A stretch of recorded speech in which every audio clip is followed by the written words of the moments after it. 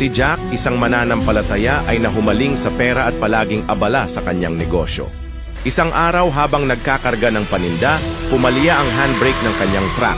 Ang punong-punong sasakyan ay nagsimulang dumausdos pababa, diretso patungo sa mga high voltage na linya ng kuryente. Sa bingit ng kamatayan, sumigaw si Jack sa Diyos. Sa isang himalang paraan, lumihis ang truck at tuluyang nakaiwas sa mga linya ng kuryente. Walang nangyaring masama sa kanya ni sa kanyang sasakyan. Sa sandaling iyon, bigla niyang napagtanto. Walang halaga ang anumang dami ng pera sa harap ng kamatayan. Sinabi ng Panginoong Hesus, sapagkat ano ang pakikinabangin ng tao kung makamtan niya ang buong sanglibutan at mawawalan siya ng kaniyang buhay? O ano ang ibibigay ng tao na katumbas sa kaniyang buhay? Mateo 16:26. Lubos ang pagsisisi ni Jack na siya'y lumayo sa Diyos dahil sa kanyang pag-ibig sa pera. Nagsimula siyang pahalagahan ang pagbabasa ng salita ng Diyos. Mga kapatid, handa ka bang ilagay ang Diyos sa sentro ng iyong buhay?